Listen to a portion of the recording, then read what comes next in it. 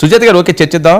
Rajiv respond అవ్వండి. ఏంటి మళ్ళీ హెచ్చరికలు జారీ చేస్తున్నారు, తలకాయ బండకేసి కొట్టుకోవాలనిపిస్తున్నది అంటున్నారు, 2 నెలలు టైం ఇస్తున్నారు. వర్మ గారు, మీకు మీతో పాటు పాల్గొన్న ప్యానలిస్టులకు అందరికి కూడా 99 టీవీ న్యూస్ ఛానల్ వీక్షకులకి నా హృదయపూర్వక నమస్కారాలు. ఒకటి వర్మ గారు,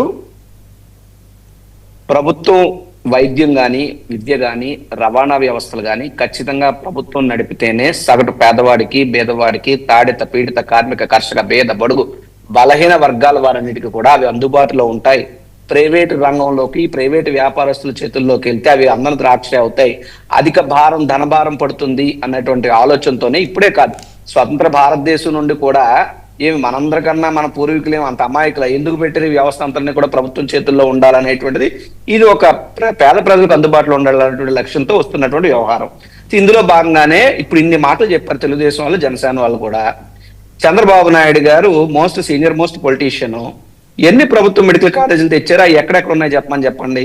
జీవితంలో ఒక్క ప్రభుత్వ మెడికల్ కాలేజ్ తీసుకురాలేనటువంటి వ్యక్తి జగన్మోహన్ రెడ్డి గారు 17 మెడికల్ కాలేజీలు తెస్తే అందులో 5 నిర్మాణం అయిపోతే మిగతావి కూడా ప్రక్రియ ఏదైతే నిర్మాణ ప్రక్రియల దశల్లో ఉంటే వాటన్నిటినీ కూడా ఎక్కడైతే వస్తే ఆయనకి మంచి పేరు వస్తుంది అనేటువంటి ఏకైక ద్వేషంతో జగన్మోహన్ రెడ్డి గారి మీద పగబట్టి ఆ పగని పేద ప్రజలకు శాపంగా మారుస్తున్నటువంటి ఈ యొక్క కూటమి సర్కారు చంద్రబాబు నాయుడు గారి నాయకత్వంలో ప్రజా వ్యతిరేక నిర్ణయం తీసుకున్నారు మెడికల్ కాలేజీని ప్రైవేటీకరిస్తూ. అయితే దాన్ని వ్యతిరేకించడమే కాదు, ఉద్యమ కార్యాచరణగా మేము ముందుకెళ్ళాం.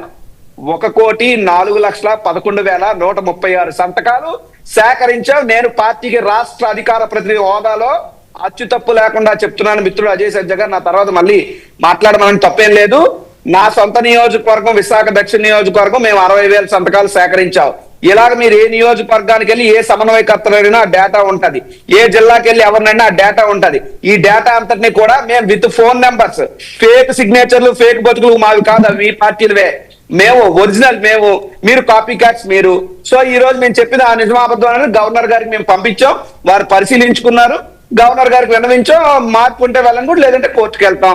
ఈ ఉద్యమ కార్యాచరణ కూడా అక్టోబర్ 7వ తారీఖున ఉద్యమ కార్యాచరణ ప్రకటిస్తే అక్టోబర్ 9న నర్సీపట్నం జగన్మోహన్ రెడ్డి గారు వచ్చి విజిట్ చేస్తే అక్టోబర్ 10 నుండి డిసెంబర్ 10 వరకు, అక్టోబరు నవంబరు డిసెంబరు ఈ 3 నెలల కాలంలో 1 కోటి పైన కోటి సంతకాలు సేకరించాలని లక్ష్యం పెట్టుకుంటే లక్ష్యాన్ని అధిగమించి మేము చేశాం. ప్రజల మద్దతు ఇది, ప్రజలు ఈ యొక్క ప్రభుత్వ వ్యతిరేకత నిర్ణయాన్ని వ్యతిరేకిస్తూ పెట్టినటువంటి సంతకం.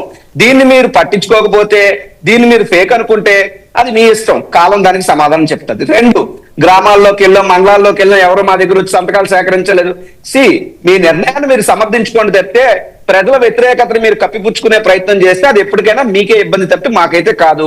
ఇప్పుడు నేనున్నాను, వర్మ గారు మీరు ఉన్నారు, మీకు విశాఖపట్నం తెలుసు, నేనే జీవీఎంసీ గాంధీ విగ్రహం దగ్గర కుర్చీలు బల్ల వేసి కూర్చుని సంతకాలు సేకరించాను. నేనే విశాఖ బీచ్ రోడ్ లో ఒక ఆదివారం పూట ఉదయాన్నే కుర్చీ బల్ల వేసి కూర్చున్న టెంట్ వేసుకుని మారతానికి వెళ్ళేటటువంటి వాళ్ళందరూ కూడా వచ్చారు. అలా మారతానికి వెళ్ళారు. ఆ రోజు ఫెయిల్ అవుద్దేమో ప్రోగ్రామ్ అని నేను అనుకున్నాను, ఎందుకంటే అందరూ పరుగులో ఉంటారు కదా. కానీ ఆ పరుగు పెడుతున్న వాళ్ళు కూడా మధ్యలో ఆపి వచ్చి సంతకాలు పెట్టి వెళ్ళారు, వాకర్స్ వచ్చి స్వచ్ఛందంగా పెట్టి వెళ్ళారు. తీరామాసి ఒక వాకర్ నాకు చెప్పినటువంటి మాట చెప్పాలి, ఆయన నాకు ఆలోచన చెప్పారు కాబట్టి మీకు చెప్తున్నాను. ఇప్పుడు ప్రభుత్వం ప్రైవేటు డిఫరెన్స్, మీరు విశాఖపట్నమే కాబట్టి వర్మ గారు, విశాఖపట్నంలో కేజీహెచ్ ఉంది, మీ అందరికీ తెలుసు కదా. కేజీహెచ్ లో ఎంతమంది పేద రోగులు ఉంటారు? ఇదే విశాఖపట్నంలో ప్రైవేట్ హాస్పిటల్స్ ఉన్నాయి, ప్రైవేట్ మెడికల్ కాలేజెస్ ఉన్నాయి, గీతం మెడికల్ కాలేజ్ ఉంది, ఎంతమంది పేదలు వెళ్తారు, ఎంతమంది పేదలు రాణిస్తారు?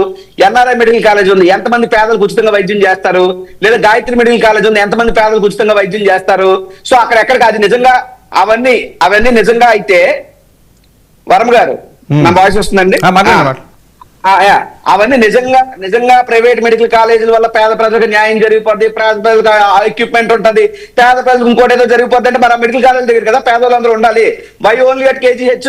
సో ప్రభుత్వ నడిపేటటువంటి ఆంధ్ర మెడికల్ కాలేజ్, దాని అనుబంధంగా ఉండేటువంటి కేజీహెచ్ ఆసుపత్రి, దాని ద్వారా కొన్ని వేల లక్షల మంది, ఇది ఒక వైద్య దేవాలయంగా విరాజిల్లుతుంది. సో ఇది అంటే మీకు ఒక ఎగ్జాంపుల్ నేను